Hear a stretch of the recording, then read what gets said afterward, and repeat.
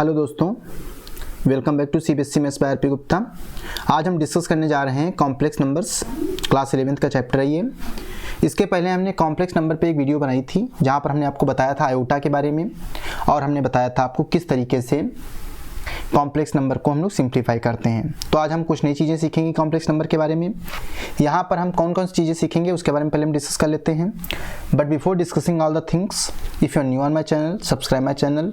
If you like this video, share with your friends. चलिए शुरू करते हैं। तो फर्स्ट पार्ट हम यहाँ पे क्या सीखने जा रहे हैं। सबसे पहले तो हम यहाँ पे सीखेंगे कॉन्जुगेट सीखेंगे, conjugate of a complex number, conjugate of a complex number सीखेंगे। सेकेंड पार्ट हम यहाँ पे सीखेंगे modulus of a complex number. Third में हम क्या सीखेंगे, हम लोग सीखेंगे अर्गेंट प्लेन के बारे में सीखेंगे। फोर्थ में हम सीखेंगे पोलर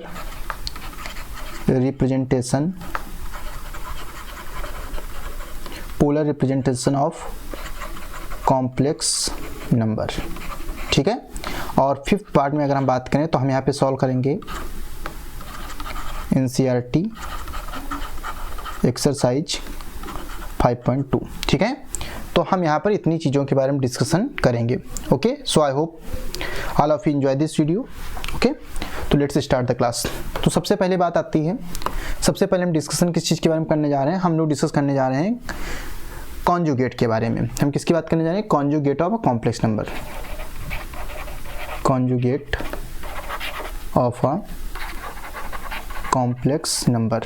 हम इसके बारे में डिस्कस करने जा रहे हैं, conjugate of a complex number, कि किसी नंबर का जो कॉन्जुगेट होता है वो कैसे फाइंड करते हैं किसी कॉम्प्लेक्स नंबर का, ठीक है। तो सबसे पहले बात आती है कि कॉन्जुगेट होता क्या है, what is the conjugate. So if I say a pair of complex number, a pair of complex numbers Z1 and Z2 is said to be conjugate of each other only if Z1 plus Z2 and Z1 Z2 is real. What I mean to say, if I talk about the conjugate of a complex number, अगर हम किसी complex number के conjugate की बात कर रहे हैं तो कॉन्जुगेट कब होगा, अगर कभी भी दो कॉम्प्लेक्स नंबर का प्रोडक्ट और उनका एडिशन अगर ये रियल मिलता है तो हम बोल सकते हैं कि जो नंबर हमारे पास है वो क्या है, वो कॉन्जुगेट है, ठीक है। तो चलिए देखते हैं कैसे करेंगे। जैसे सपोज करिए हमारे पास कॉम्प्लेक्स नंबर है Z1, हमने बोल दिया Z1 है, उसकी वैल्यू हमने बोल दी a + IB बोल दी इस तरीके से। और एक कॉम्प्लेक्स नंबर हमारे पास Z2 है, उसकी वैल्यू हमने बोल दी a - IB इस तरीके से। तो जरा Z1 × Z2 करते हैं, पहले देखना क्या मिलेगा। तो यहाँ पे तुमको क्या मिला, a + IB, और इधर क्या मिला, a - IB मिला। ये देखो यहाँ पर a + b a - b formula लग जाएगा, तो क्या हो जाएगा a² - I² b²। हमने आपको प्रीवियस क्लास में बताया था I² की वैल्यू क्या होती है, -1 होती, तो माइनस हो गया, ये आ गया a² + b²। यहाँ पर देखिए, यहाँ पर हम बात करते हैं Z1 + Z2 की। तो Z1 + Z2 की बात करते हैं तो क्या आ जाएगा, a + IB और plus a - IB। IB and IB cancel out, तो Z1 + Z2 = 2a। तो आप क्या देख रहे हैं, आपको एक चीज़ नोटिस कर रहे होंगे आप लोग, एक चीज़ आपको दिख रही होगी यहाँ पे कि ये जो पार्ट है, मेरी बात सुनना, this part and this part, look at this Z1 Z2, this part, both these parts are real। तो अगर ये दोनों पार्ट रियल हैं तो हम क्या बोलेंगे कि Z2 is the conjugate of Z1, बात समझ में आ गई आपको। अब अगर हम बात करें, जैसे कोई कॉम्प्लेक्स नंबर है Z = a + IB, तो जब उसके कॉन्जुगेट को रिप्रेजेंट करते हैं, उसको रिप्रेजेंट करते हैं Z बार से। किससे रिप्रेजेंट करते हैं, Z बार से। अब इसकी वैल्यू क्या होती है, a - IB। पहले में प्लस IB लिखते हैं, दूसरे में क्या लिखते हैं, a - IB लिखते हैं। और इसको हम जेड बार से डिनोट करते हैं। तो आई hope all of you understood this thing. चलिए अब हम लोग नेक्स्ट टॉपिक अपना डिस्कस करते हैं। तो जो नेक्स्ट टॉपिक है हमारा वो क्या है, वो हमारा है मॉडुलस। हम किसकी बात करने जा रहे हैं, जो हमारा नेक्स्ट टॉपिक है that is the modulus of a complex number. हम किसकी बात करने जा रहे हैं, हम बात करने जा रहे हैं modulus of a complex number. हम इसकी बात करने जा रहे हैं modulus of a complex number कि modulus of a complex number क्या होता है, किसी कॉम्प्लेक्स नंबर का जो मॉडुलस फाइंड करते हैं, कैसे फाइंड करते हैं। तो सपोज करिए आपके पास एक कॉम्प्लेक्स नंबर गिवन है z equal to a plus i b, इस तरीके से। तो जब हम इसके मॉडुलस की बात करते हैं तो हम इसको डिनोट करते हैं मॉड ऑफ z से, और इसकी वैल्यू क्या होती है, इसकी वैल्यू होती है square root of a square plus square root of b square. या हम इसको इस तरीके से बोल सकते हैं mod z equal to square of real part plus square of imaginary part, इसका स्क्वायर। ठीक है, इस तरीके से हम बोलते हैं मॉड जेड को। बात समझ में आ रही है आप लोगों को। तो इसे हम लोग बोलते हैं modulus of a complex number. तो इसको फाइंड कैसे करते हैं, जैसे हमारे पास मान लीजिए कॉम्प्लेक्स नंबर दे रखा है हमको, सपोज करिए हमको दे रखा है z equal to 5 plus 6i।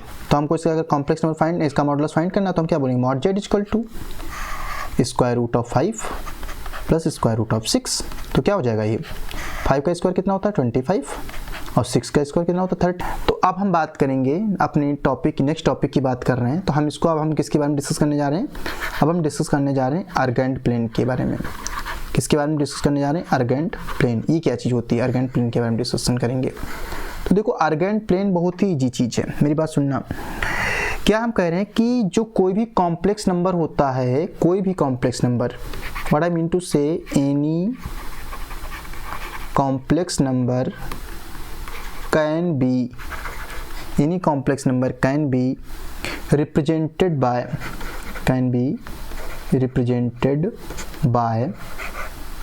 a unique point P। इसको हम पॉइंट को क्या बोलते हैं, such that it is known as ordered pair। इसको हम लोग क्या बोलते हैं, इसको हम बोलते हैं ऑर्डर्ड पेयर बोलते हैं। अब ऑर्डर्ड पेयर के बारे में तो आप लोग जानते हो, हमने बताया था आपको, कब बताया था ऑर्डर्ड पेयर के बारे में, जब हमने आपको कार्टेशियन सिस्टम पढ़ाया था। अगर आप भूल गए हैं तो हम फिर से समझाते हैं आपको।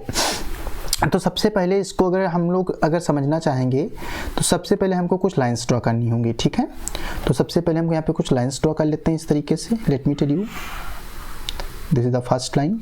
ओके, तो जरा इसको थोड़ा सा हम लोग कलर चेंज कर लेते हैं इसका, और थोड़ा सा और इसको अच्छे तरीके से इस तरीके से रिप्रेजेंट कर लेते हैं, अच्छा लग रहा है देखने में। ठीक है, एक लाइन और हम ड्रॉ करेंगे। क्यों, अरे बच्चे इसलिए ड्रॉ करेंगे सेकेंड लाइन, क्योंकि हमको कार्टेशियन अपना प्लेन डिनोट करना है। तो कार्टेशियन प्लेन के लिए हमारे पास एक्स एक्सिस और वाई एक्सिस दोनों एक्सिस होती हैं। ठीक है, ये देखिए इस तरीके से आ गई हमारे पास, ये भी येलो है, और थोड़ा सा इसको हम और अच्छे से कर देते हैं। ठीक, इस तरीके से। तो आप देख पा रहे हैं कि तो हमारे पास एक क्या आ गया, एक हमारे पास कार्टेशियन प्लेन आ गया है। ठीक है, तो इस कार्टेशियन प्लेन की बात की जाए तो आप जानते हैं ये क्या पॉजिटिव एक्स एक्सिस है, निगेटिव एक्स एक्सिस है, पॉजिटिव वाई एक्सिस है, और ये क्या है निगेटिव वाई एक्सिस। आप जानते हैं यहाँ पे कुछ पॉइंट्स रहे होंगे, सपोज करिए कुछ पॉइंट्स होंगे इस तरीके से, मान लीजिए 1, यहाँ पे 2 है, 3 है, 4 है, 5 है,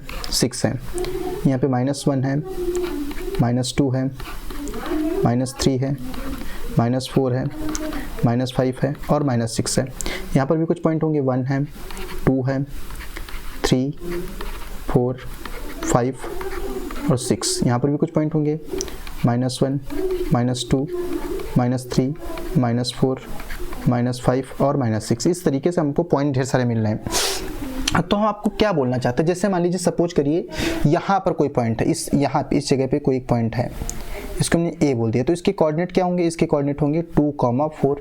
एम आई राइट। अब अगर हम मान लो सपोज करें यहाँ पे एक पॉइंट हमारे पास बी पॉइंट, यहाँ पे एक पॉइंट है, इसको हम हाईलाइट करें, हमने इसको बोल दिया बी। इसके कोऑर्डिनेट क्या है, इसके कोऑर्डिनेट क्या है हमारे पास, इसके कोऑर्डिनेट है 5, 0। ठीक है, एक हमने पॉइंट कह दिया यहाँ पे कहीं पे पॉइंट है, एक यहाँ पे पॉइंट है, इस तरीके से इसको हमने सी बोल दिया। इसके कोऑर्डिनेट क्या है, इसके कोऑर्डिनेट है -3, 3। एक हमने सपोज कर लिया यहाँ कहीं पे पॉइंट है इस तरीके से, तो इसके कोऑर्डिनेट क्या है, इसको हमने डी बोल दिया। इसके कोऑर्डिनेट क्या हो जाएंगे, देखिए एक्स एक्सिस पे कितना -2 है और वाई एक्सिस पे कितना है -3 है, -2 -3। यहाँ पे हमने एक पॉइंट ले लिया सपोज करिए यहाँ पे आप क्या देख रहे हैं -5 है, तो क्या हो गया 5 -5 इस तरीके से। ये तो हो गया ई हो गया। तो आप देख रहे हैं जितने भी पॉइंट्स हैं इन पॉइंट्स को हम क्या कर सकते हैं, कॉम्प्लेक्स नंबर के फॉर्म में भी डिनोट कर सकते हैं। कैसे डिनोट करेंगे उसके लिए देखिए समझिए प्रोसेस क्या है। ये जैसे 2 + 4i है तो इसको क्या बोल सकते हैं, इसको हम बोल सकते हैं 2 + 4i। ये 5 और 0i तो 5 + 0i। ये जो -3 + 3i इसको हम क्या बोल सकते हैं, -3 + 3i। इसको हम क्या कह सकते हैं, इसको बोल सकते हैं -2 प्लस इसे हम क्या कह सकते हैं, इसे हम कह सकते हैं -2 1 सेकेंड -2 -3i इस वाले पार्ट को, और इसको हम लोग क्या बोल सकते हैं 5 - 5i। तो आपने क्या नोटिस किया, आपने एक चीज नोटिस की कि जितने भी पॉइंट्स को हम रिप्रेजेंट कर रहे थे ऑर्डर्ड पेयर में, तो उन्हीं पॉइंट्स को हम किसके फॉर्म में लिख सकते हैं, उन्हीं को हम लिख सकते हैं कॉम्प्लेक्स नंबर के फॉर्म में। तो ये हमारे पास क्या आ गया, आर्गेन प्लेन आ गया। आर्गेन प्लेन होता क्या है, the plane representing complex number as points. क्या होता है, डेफिनेशन क्या होती है इसकी, the plane representing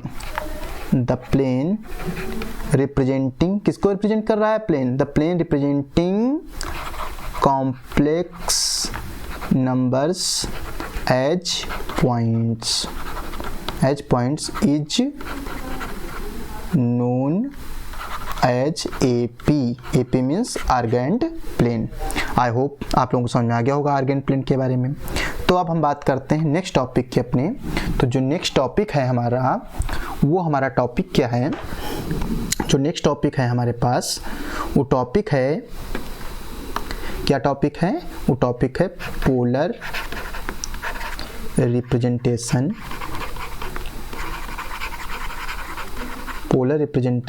of complex number. हम किसके बारे में बात करने जा रहे हैं, हम बात करने जा रहे हैं polar representation of complex number, इसके बारे में डिस्कशन करने जा रहे हैं। अब देखिए polar representation of complex number कैसे होता है, इसके बारे में डिस्कशन कर लेते हैं हम लोग। अच्छा एक बात सुनिएगा मेरी, बहुत ही सिंपल सी बात है, मैं बताना चाहूँगा आपसे, बहुत ही सिंपल सी है। यहाँ पे क्या करते हैं, हम एक जरा कार्टेशियन प्लेन ले लेते हैं। हम लोग क्या लेने जा रहे हैं यहाँ पे, हम यहाँ पे कार्टेशियन प्लेन लेने जा रहे हैं। 1 सेकेंड,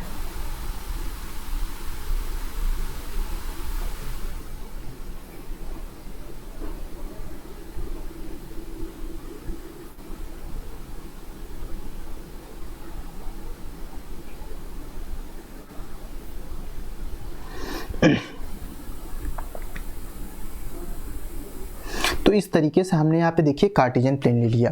तो जब हमने यहाँ पे कार्टेशियन प्लेन लिया है तो थोड़ा सा इसको हम नंबरिंग कर देते हैं, इसकी नेमिंग कर देते हैं, इसको नाम दे देते हैं कुछ। इसको हमने बोल दिया एक्स एक्सिस, इसको हमने क्या बोल दिया एक्स डैश बोल दिया, इसको हमने वाई बोल दिया, यहाँ पे हमने वाई डैश बोल दिया। अब मेरी बात सुनो, यहाँ कहीं पे एक पॉइंट P है, ये कहीं पर भी हो सकता है। जैसे अभी हमने आर्गेन प्लेन के बारे में बताया था, तो पॉइंट हमारा किसी भी क्वाड्रेंट में हो सकता है। देयर आर 4 क्वाड्रेंट, तो जो पॉइंट होगा हमारा किसी भी क्वाड्रेंट में हो सकता है, ठीक है। तो यहाँ कहीं पे हमारे पास क्या था, एक हमारे पास पॉइंट था और इस पॉइंट के हमने कोऑर्डिनेट बोल दिए। कोऑर्डिनेट इसकी क्या है, इसके कोऑर्डिनेट जो हैं x, y है। तो किया क्या हमने, इसके ये पॉइंट कौन सा है, ये look at this point, let me right, या लुक एट दिस पॉइंट। ये जो पॉइंट है ये है ओरिजिन, और ओरिजिन को हम लोग क्या बोल सकते हैं, O बोल सकते हैं, और O के कोऑर्डिनेट क्या होते हैं 0,0 होते हैं। ये हमारे पास क्या था, ओरिजिन था। अब जरा अगर हम इसको कनेक्ट कर दें, इसको हम अगर इस तरीके से कनेक्ट कर दें, इस तरीके से, तो आप मेरी बात समझिएगा, इसको हमने कनेक्ट कर दिया इस तरीके से। अब आपको मिल रही है एक लाइन, क्या मिल रही है, एक लाइन मिल रही है, और इस पे हम ड्रॉ कर देते हैं एक अपना परपेंडिकुलर, इस तरीके से हम इस पे एक ड्रॉ कर देते हैं परपेंडिकुलर इस तरीके से। और परपेंडिकुलर तो जानते हो कितने डिग्री एंगल फॉर्म करता है, 90 डिग्री एंगल फॉर्म करता है। तो आपने क्या नोटिस किया, ये क्या है, ये एक एंगल हमारे पास थीटा मिल रहा है, दिस द एंगल थीटा। अब मेरी बात सुनना, इसकी वैल्यू जो होगी ये क्या है, y है ये, और ये बेस क्या है, x है, इस तरीके से, और इसको हमने लेट कर लिया, ये क्या है, r है, इस तरीके से। तो अब हम अगर बात करें यहाँ पे, मेरी बात सुनना, बहुत ही सिंपल सा है। अगर हम यहाँ पे एक हमारे पास ट्राइंगल है, यहाँ पे हमने Q बोल दिया, तो अगर हम बात करें इन ट्राइंगल ओ, या हम इस तरीके से बोल सकते हैं POQ बोल सकते हैं, ठीक है। In triangle POQ, in triangle POQ। तो इन ट्राइंगल POQ की अगर हम बात करें यहाँ पे, तो हमको देखो, हमको पता है एक चीज़ आपको बताई गई होगी कि यहाँ पे अगर हम साइन थीटा की बात करें तो साइन थीटा इक्वल टू क्या होता है, साइन थीटा इक्वल टू होता है परपेंडिकुलर अपॉन हाइपोटेनस। तो परपेंडिकुलर कितना है, perpendicular is y, hypotenuse is r। यहाँ से cos थीटा इक्वल टू क्या आ जाएगा, x upon r। This is the first one and this is the second one. इन दोनों को हमने क्या किया, हमने बोला SBS, squaring both side of first and second. First और सेकेंड का स्क्वायर करना है दोनों को एंड ऐड देम, स्क्वायर करके ऐड कर देना है। तो क्या आ जाएगा यहाँ पे, यहाँ से रिजल्ट आएगा sine square theta plus cos square theta equal to y square upon r square plus x square upon r square. और हम सभी लोग जानते हैं इसकी वैल्यू कितनी होती है, इसकी वैल्यू 1 होती है। तो हमारे पास क्या आ गया 1 इक्वल टू, और यहाँ पे आर स्क्वायर एलसीएम मिल जाएगा, तो हो गया कितना x square plus y square. यहाँ से आर स्क्वायर की वैल्यू आ गई कितनी, x square plus y square. तो आर इक्वल टू क्या आ गया, square root of x square plus y square. ये हमारी वैल्यू आ गई किसकी, आर की वैल्यू आ गई। आर की वैल्यू कितनी आ गई, आर की वैल्यू आ गई x square plus y square. इस तरीके से आर की वैल्यू आ गई है, ठीक है। आप क्या करना है, मेरी बात सुनना। आप अगर हम यहीं से अगर सेकेंड पार्ट की बात करें, यहीं पे इसको थोड़ा हम अब टेन थीटा की बात करें तो टेन थीटा इक्वल टू क्या हो जाएगा, tan theta equal to y upon x हो जाएगा, इस तरीके से, है ना। भाई दोनों को डिवाइड कर दिया तो tan theta equal to y upon x आ गया। तो यहाँ से जो पोलर फॉर्म हमारे पास आई, जेड इक्वल टू क्या होता है, ए प्लस आई बी होता है। तो यहाँ से एक फॉर्म निकल के आई, जो ए था, ए की वैल्यू कितनी आई, that is the r cos theta, और बी की वैल्यू कितनी आई, that is the r sign theta. एक हॉरिजॉन्टल कंपोनेंट है और एक कंपोनेंट कैसा है, वर्टिकल कंपोनेंट है।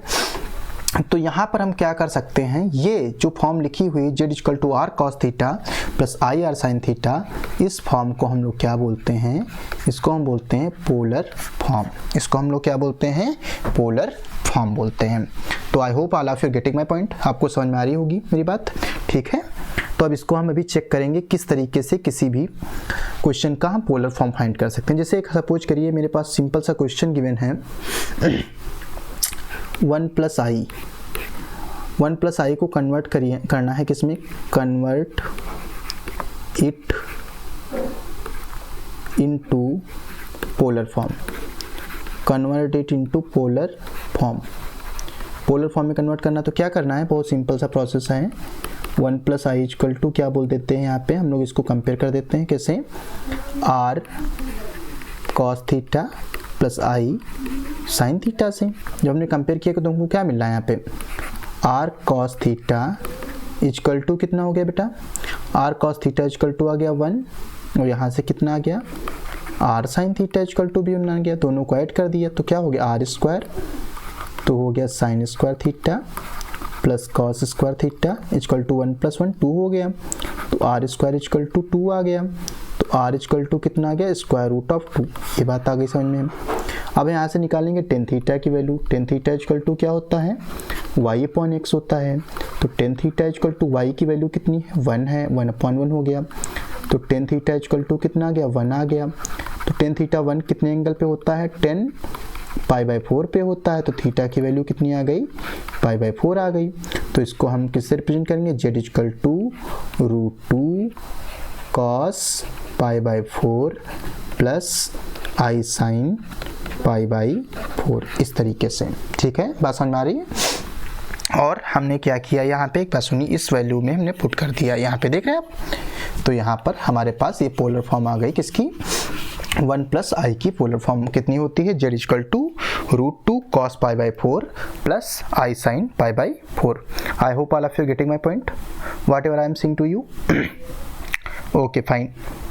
तो चलिए अब हम लोग बात करते हैं अपने नेक्स्ट टॉपिक की, देखते हैं नेक्स्ट टॉपिक हमारे पास क्या है, ठीक है। तो ओके देखते हैं नेक्स्ट टॉपिक क्या है। तो अब बात आती है कि किस तरीके से हम प्रिंसिपल आर्गूमेंट को फाइंड करते हैं, क्योंकि बच्चे हमेशा ज़्यादातर क्या करते हैं, इसी में मिस्टेक कर देते हैं कि हम प्रिंसिपल आर्गूमेंट को कैसे फाइंड करते हैं। तो प्रिंसिपल आर्गूमेंट की बात कर रहे हैं हम। किसकी बात कर रहे हैं? हम बात कर रहे हैं प्रिंसिपल आर्गूमेंट्स की। प्रिंसिपल आर्गूमेंट्स, तो प्रिंसिपल आर्गूमेंट्स को फाइंड करने का बहुत ही बेसिक सा तरीका है। मैं बताता हूँ आपको क्या करना है। देखिए, हमको पता है हमारे पास क्वाड्रेंट कितने हैं। देखो हमारे पास क्वाड्रेंट कितने हैं? क्वाड्रेंट हमारे पास होते हैं 4, ठीक है। तो उन्हीं क्वाड्रेंट के बेसिस पे हम प्रिंसिपल आर्गूमेंट को फाइंड कर सकते हैं, ठीक है। बट होता क्या, यहाँ पे दो चीज़ें समझनी पड़ेंगी। होता क्या, दो टाइप का जो प्रिंसिपल आर्गूमेंट है, इसमें वो कैटेगराइज करें आर्गूमेंट को, तो आर्गूमेंट होता है दो टाइप का। जो आर्गूमेंट हमारा होता है कितने टाइप का? तो दो टाइप का आर्गूमेंट होता है। Let me tell you. हाँ, ओके। तो अगर हम बात करें आर्गूमेंट्स की, जो फर्स्ट आर्गूमेंट होता है उसे हम लोग बोलते हैं जनरल आर्गूमेंट। इसे हम क्या बोलते हैं? जनरल आर्गूमेंट, ठीक है। और जो सेकेंड वाला होता है उसे हम लोग बोलते हैं प्रिंसिपल आर्गूमेंट। प्रिंसिपल आर्गूमेंट,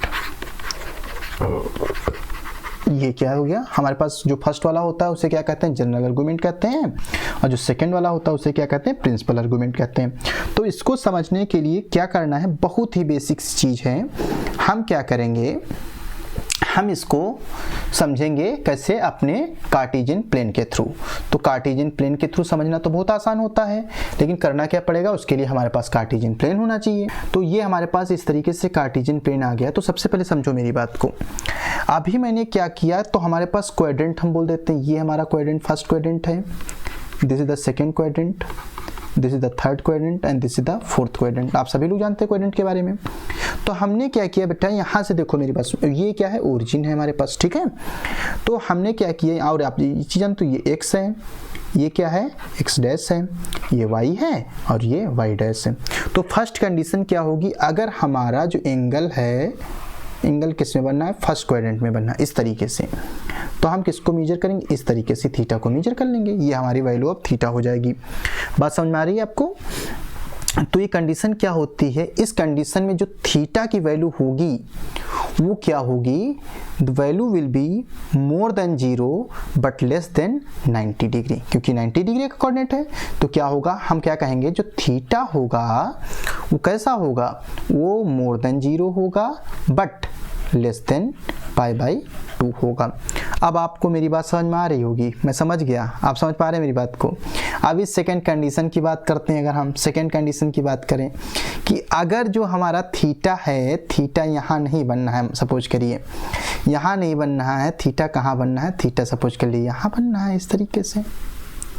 मान लीजिए इस तरीके से थीटा हमारा बनना है, यहाँ पे कहीं थीटा बनना है। तो यहाँ पे कंडीशन क्या हो जाएगी, इस कंडीशन में हमारा जो थीटा होगा वो π/2 से तो ज़्यादा होगा बट पाई से कम होगा, ठीक है ना। और अगर हमारा जो थीटा है यहाँ कहीं पे फॉर्म हो रहा है, तो जो थीटा की वैल्यू होगी वो कैसी होगी, जो हमारा थीटा होगा वो पाई से तो ज़्यादा होगा, पर किससे? 3π/2 से कम होगा। और अगर हमारा जो थीटा है, थीटा अगर यहाँ ना बन करके फोर्थ क्वाड्रेंट में बन रहा है, यहाँ कहीं पे बन रहा है इस तरीके से, तो इस कंडीशन में क्या होगा, जो थीटा होगा वो 3π/2 से तो ज़्यादा होगा but it will be less than 2π। ये बात कर रहे थे हम किसकी? ये हम बात कर रहे हैं किसकी? जनरल आर्गूमेंट की। हम किसकी बात कर रहे हैं? हम बात कर रहे हैं जनरल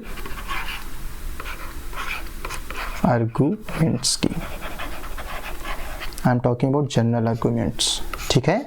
बात समझ आ रही है आप लोगों को? हम किसकी बात कर रहे हैं? हम बात कर रहे हैं जनरल आर्गूमेंट की, ठीक है ना। तो अभी एक चीज़ और हम समझेंगे यहाँ पे, ये हमने बता दिया आपको जनरल आर्गूमेंट होता है। तो इस तरीके से आपको याद रखना है कि हमारी वैल्यू कौन से क्वाड्रेंट में जा रही है, उसी के अकॉर्डिंग हम उसको सॉल्व कर लेंगे, ठीक है। और अब हम बात करते हैं कि कभी भी अगर, मेरी बात सुनना, अगर हमारे पास, अगर हमसे कहा जाए प्रिंसिपल आर्गूमेंट बताइए, तो प्रिंसिपल आर्गूमेंट के लिए देखो क्या करेंगे, what will do for the principal argument. तो चलिए प्रिंसिपल आर्गूमेंट के लिए देखते हैं क्या होगा। For the principal argument for the principal argument. Principal argument के लिए देख लेते हैं क्या होगा, what will happen, what will happen for the principal argument. तो प्रिंसिपल आर्गूमेंट के लिए भी वही सेम कंडीशन फॉलो होगी बेटा। क्या करना क्या है हमको फिर से कार्टेशियन प्लेन अपना बनाना पड़ेगा, है ना। हमको क्या करना पड़ेगा, हमको अपना कार्टेशियन प्लेन ड्रॉ करना पड़ेगा। सो यहाँ पे हम क्या करते हैं, अपना कार्टेशियन प्लेन ड्रॉ कर लेंगे। तो ये हमारे पास आ गया एक कार्टेशियन प्लेन, और जब हमारे पास कार्टेशियन प्लेन आ गया तो हमने इसकी नेमिंग कर दी। ये x हो गया, this is the x dash, ये y हो गया, और ये क्या आ गया, y डैश आ गया। करना क्या है बेटा, मेरी बात सुनना। यहाँ पे जब हम बात करते हैं प्रिंसिपल आर्गूमेंट की, तो यहाँ पे दो चीज़ें आपको याद रखनी। यहाँ पे एंगल का कंपैरिजन करते हैं। क्या करते हैं, कंपैरिजन। तो फर्स्ट पार्ट में थीटा इक्वल टू अल्फा होगा, इसका मतलब जो भी वैल्यू आएगी एज इट इज हम पुट कर देंगे। सेकेंड पार्ट में क्या होगा, जो थीटा होगा वो पाई माइनस अल्फा के इक्वल होगा, और जो थर्ड पार्ट होगा, थर्ड पार्ट में जो थीटा होगा वो अल्फा माइनस पाई के इक्वल होगा, और जो फोर्थ पार्ट होगा वहाँ पर theta equal to minus alpha होगा। ठीक है, ये चीज़ आपको याद रखनी होगी। ठीक है, तो चलिए अब अपनी हम एक्सरसाइज की ओर मूव करते हैं। अब हम अपनी एनसीईआरटी एक्सरसाइज स्टार्ट करते हैं, और एनसीईआरटी एक्सरसाइज 5.2 देखते हैं क्या गिवन है। ठीक है, NCERT exercise 5.2, NCERT exercise 5.2 solve करेंगे। ओके, तो let's see the first question. First question में हमको फाइंड करना है आर्गूमेंट और मॉडुलस। तो हमारे पास जो फर्स्ट क्वेश्चन है गिवन है z equal to -1 minus i root 3। ठीक है, तो let's see how to do this question.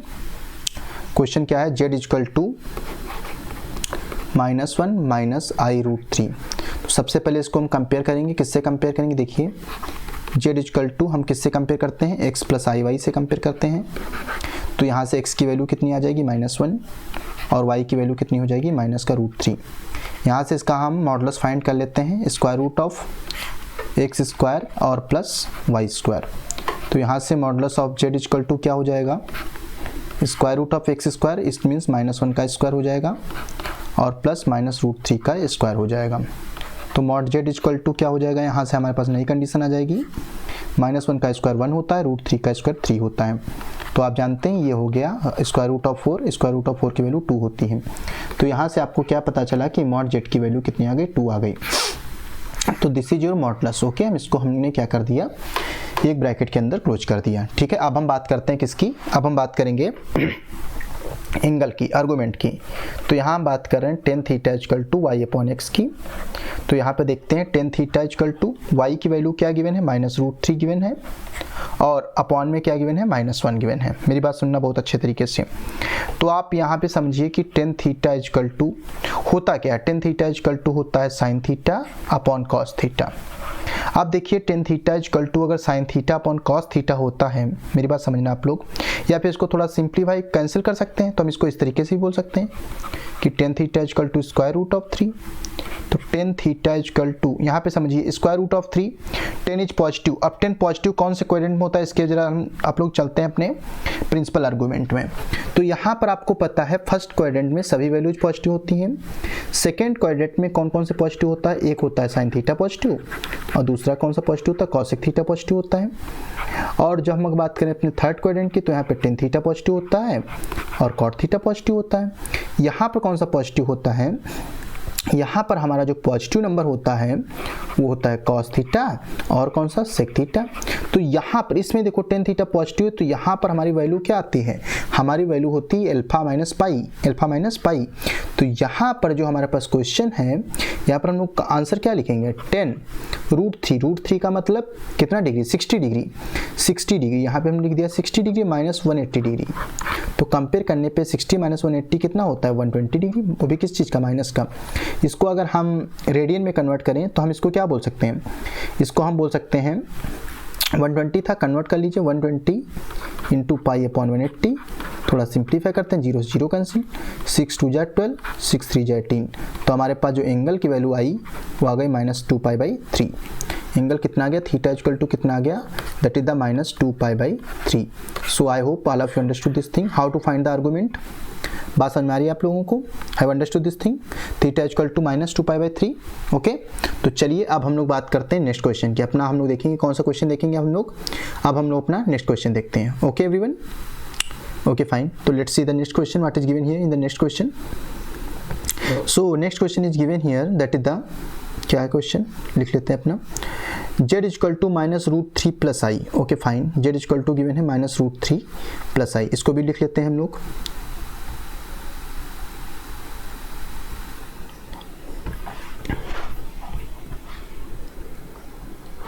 z equal to -√3 + i, इस तरीके से। तो इसका भी कंपैरिजन कर देते हैं। z इक्वल टू किससे? x + iy से।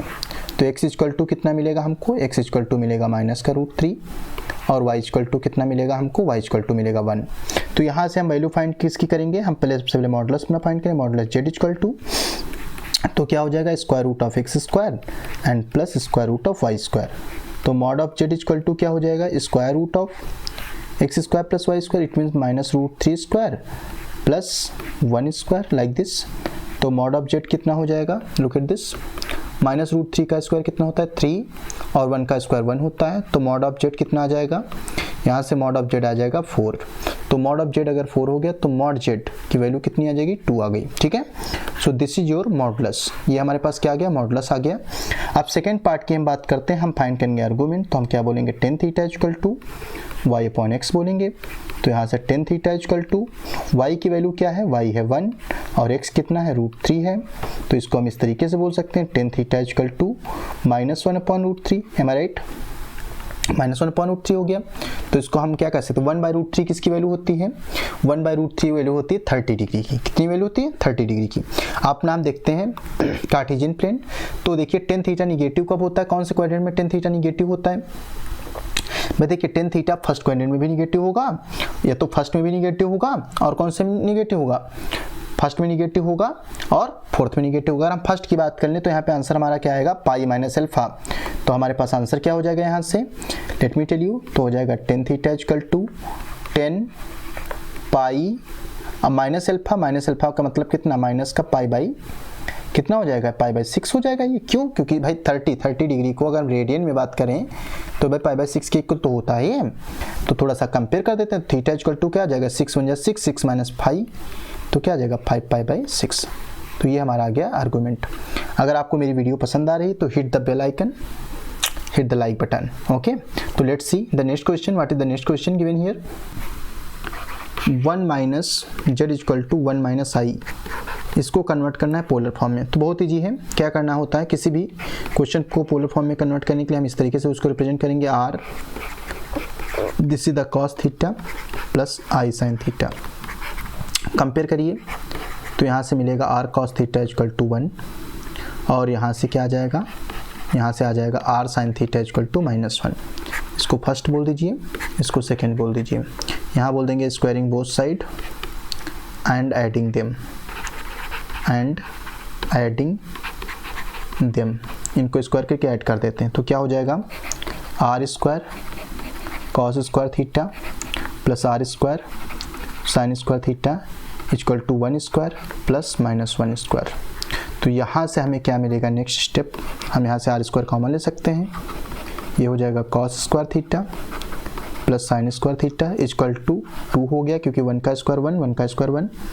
तो r² इक्वल टू 2 आ गया। यहाँ से r की वैल्यू कितनी आ गई? r इक्वल टू आ गया √2।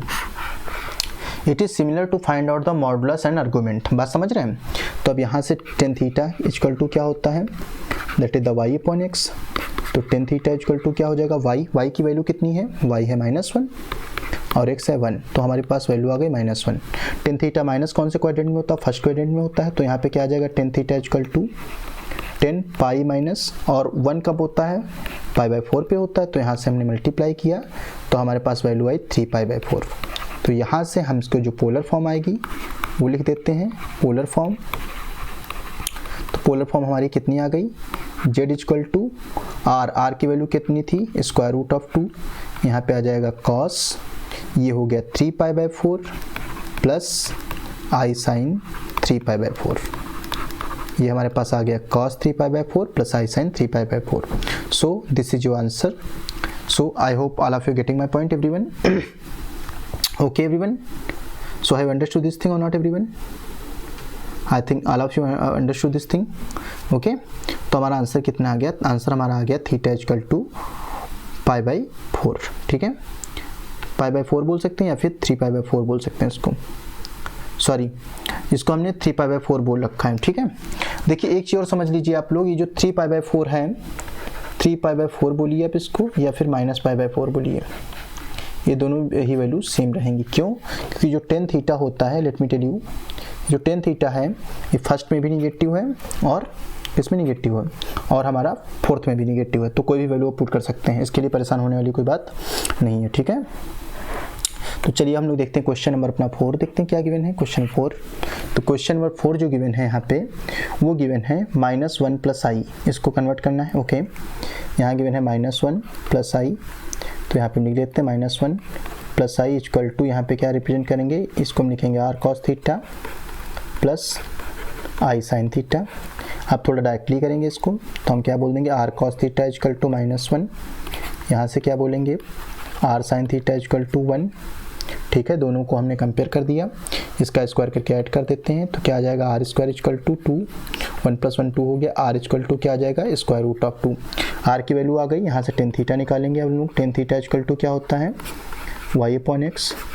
फिर से देखिए tan थीटा y/x, तो क्या हो गया, y की वैल्यू कितनी थी, y 1 था, x -1 था, तो tan थीटा इक्वल टू क्या आ गया, -1 आ गया. तो tan थीटा इक्वल टू क्या हो जाएगा, 10 -1 का मतलब कितना, 3π/4. तो यहाँ से z इक्वल टू क्या आएगा, that will be the √2 cos 3π/4 plus i sin 3π/4. This will be your answer. बात समझ में आ रही है? This will be your answer. So I hope all of you understood this thing और ऑल्सो. तो चलिए हम लोग नेक्स्ट क्वेश्चन देखते हैं. अपने नेक्स्ट क्वेश्चन में हमारे पास क्या गिवन है, यहाँ पे गिवन है z इक्वल टू -1 - i. तो सिंपली यहाँ पे इसको भी कंपेयर कर देंगे, z इक्वल टू किससे, r inside the bracket cos theta plus this is the i sin theta. Compare करिए क्या मिलेगा आपको, यहाँ से आपको मिलेगा r cos theta equal to -1 और यहाँ से मिलेगा r sin theta equal to -1. Okay, so r square equal to क्या हो जाएगा, -1 का स्क्वायर प्लस -1 का स्क्वायर. तो r इक्वल टू क्या हो गया, 1 + 1, r इक्वल टू क्या आ गया, स्क्वायर रूट ऑफ 2. ये हमारा आ गया मॉडुलस. अब हम फाइंड करेंगे tan थीटा. तो tan थीटा इक्वल टू क्या होता है, y/x. तो tan थीटा इक्वल टू, अगर y/x होता, y की वैल्यू क्या है, -1 अपॉन -1, माइनस से माइनस कैंसिल आउट हो गया बेटा. तो tan थीटा इक्वल टू क्या आ गया, 1 आ गया. अब मेरी बात सुनिए, tan थीटा पॉजिटिव कौन से क्वाड्रेंट में होता है, tan थीटा फर्स्ट में भी पॉजिटिव होता है, तो हम डायरेक्टली यहाँ पे π/4 भी बोल सकते हैं. ये हो गया π/4, क्योंकि π/4 पे वैल्यू 1 होती है. तो थीटा इक्वल टू कितना आ गया बेटा, थीटा इक्वल टू π/4 आ गया. तो यहाँ से हम लोग बोल देंगे z इक्वल टू r की वैल्यू क्या थी, √2. यहाँ पे क्या आ जाएगा, cos π/4 प्लस i sin π/4. इस तरीके से हमारा आंसर आ जाएगा. So I hope all of you understood this question. तो चलिए we are moving to the next question. अब हम लोग देखते हैं अपना नेक्स्ट क्वेश्चन क्या है हमारे पास.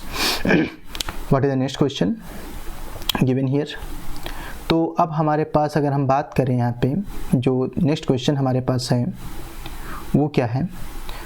सो जो नेक्स्ट क्वेश्चन दे रखा है वो दे रखा है हमारे पास क्वेश्चन नंबर 6. क्वेश्चन नंबर 6 में क्या दे रखा है, क्वेश्चन में 6 में इन्होंने दे रखा है, what is given here. Question यहाँ पे क्या गिवन है, -3 गिवन है. तो यहाँ पे इसके साथ 0i भी लिख देते हैं. कंपेयर करेंगे, -3 + 0i इक्वल टू क्या बोल देंगे, r. यहाँ पे क्या आ जाएगा, cos थीटा और प्लस क्या आ गया, i sin थीटा. थोड़ा सा और कंपेयर कर लिया, तो यहाँ पे क्या मिल गया हमको, r cos थीटा. और cos थीटा किसके इक्वल है, -3 के इक्वल है. और यहाँ से क्या मिला, r sin theta. r sin theta किसके इक्वल है, 0 के इक्वल है. अब हम दोनों को स्क्वायर करके ऐड कर देते हैं, तो ये क्या हो जाएगा, -3 का स्क्वायर और प्लस 0 का स्क्वायर. तो r स्क्वायर इक्वल टू क्या आ जाएगा, 9 + 0. तो r इक्वल टू क्या हो जाएगा, स्क्वायर रूट ऑफ 9 और r इक्वल टू कितना आ गया, 3 आ गया. इस तरीके से अब हम बात करते हैं एंगल की, तो टेन थीटा इक्वल टू क्या हो जाएगा, it become y upon x. तो tan theta equal to y की वैल्यू क्या है बेटा, वाई है 0, ये हो गया 0/3। 0/3 का मतलब कितना डिग्री आ गया, 0/3 का मतलब हो गया 0 डिग्री। अब 0 डिग्री कब होता है, ये होता है पाई पे, पाई मीन्स 180 पे। तो हम यहाँ पे अब क्या बोलेंगे, हम इसको सिंपली बोल सकते हैं tan theta equal to 10 pi on the comparison I can say theta equal to pi. तो इसकी स्टैंडर्ड फॉर्म लिख देते हैं, z equal to square root of no square root is here, तो जेड इक्वल टू 3, यहाँ पे क्या लिखेंगे cos pi plus i sin pi. So I hope all of you understood this question. अब हम लोग अपना क्वेश्चन नंबर 7 देखते हैं क्या गिवन है, क्वेश्चन नंबर 7। तो क्वेश्चन नंबर 7 में देखते हैं क्या गिवन है। क्वेश्चन नंबर 7 में हमको गिवन है √3 + i। Okay, it is also a very simple question, let's see how to do. This is the √3 + i। तो इसको कंपेयर करिए r cos theta plus i sine theta के साथ में। तो r cos थीटा की वैल्यू कितनी आएगी, r cos theta will be square root of 3, और r साइन थीटा की वैल्यू कितनी आएगी, दैट इज इक्वल टू 1। तो दोनों को ऐड करके हम इनको दोनों को स्क्वायर करके ऐड कर दिया, तो r स्क्वायर इक्वल टू कितना हो गया, ये हो गया √3 स्क्वायर प्लस 1 स्क्वायर। तो r स्क्वायर इक्वल टू √3 का स्क्वायर 3 होता है, 1 का स्क्वायर 1 होता है, r square equal to 4, r equal to कितना आ गया, स्क्वायर रूट ऑफ 4। तो r इक्वल टू कितना आ गया 2, r की वैल्यू 2 ले ली हम लोगों ने। अब हम यहाँ पे क्या फाइंड करेंगे, टेन थीटा फाइंड करेंगे। टेन थीटा इक्वल टू क्या होता है, y अपॉन एक्स। तो टेन थीटा इक्वल टू क्या हो जाएगा, y कितना है बेटा, y है हमारे पास 1 और x कितना है, x है √3। तो टेन थीटा इक्वल टू 1/√3 आ गया। तो 1/√3 कब होता है, इट इज इक्वल टू 10 किस पे होता है, 10 30 डिग्री पे, π/6 हो गया। यहाँ से थीटा की वैल्यू क्या आ गई, इट इज इक्वल टू π/6। बात समझ में आ रही है। यहाँ से हमने थीटा की जो वैल्यू फाइंड की वो कितनी आ गई हमारे पास, π/6 आ गई। तो डायरेक्टली अब हम लोग पुट कर देंगे इसको, तो हमारे पास जो आंसर आएगा z इक्वल टू वो क्या होगा, that will be the r की वैल्यू क्या है 2 है। इस तरीके से यहाँ पे लिखेंगे cos π/6 प्लस i इस तरीके से, और यहाँ पे क्या आ जाएगा sin π/6। So this is your answer. I hope all of you understood this question also. तो अब हम बात करते हैं नेक्स्ट क्वेश्चन की, क्वेश्चन नंबर 8 देखते हैं कैसे होगा। तो ये क्वेश्चन नंबर 8 हमारे पास है। तो क्वेश्चन नंबर 8 में गिवन क्या है, क्वेश्चन क्या है हमारे पास 8 में कह रहे हैं आई को कन्वर्ट करिए। Okay, very easy question, let's see how to do. तो हमारे पास क्वेश्चन नंबर 8 में गिवन है z equal to i given है। इसको हम क्या कह सकते हैं, इसको हम बोल देंगे इस तरीके से कि z equal to 0 + i, correct है। इसको कंपेयर करिए इस तरीके से, r cos theta plus this is the i sin theta.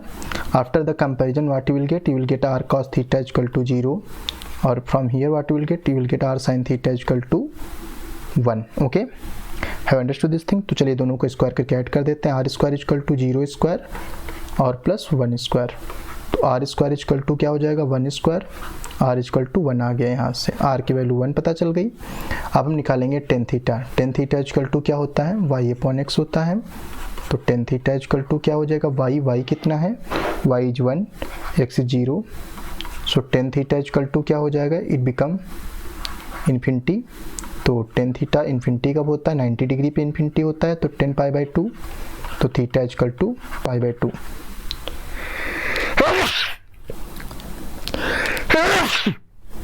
तो z की वैल्यू लिख लेते हैं हम लोग। तो z इक्वल टू क्या होता है, r cos theta plus i sin theta इस तरीके से। तो z इक्वल टू r की वैल्यू क्या है 1 cos theta cos π/2 plus i sin π/2। तो बच्चों this is the answer. So students, I hope all of you enjoyed this video. आप सभी लोगों को ये वीडियो पसंद आई होगी, ऐसी मेरी उम्मीद है। ठीक है, अगर आपको ये वीडियो पसंद आई अपने दोस्तों के साथ शेयर करिए और इसे लाइक करिए। Thank you so much. Thank you आप लोगों के लिए। एक ही स्माइली भी है आप ही लोगों के लिए। ओके।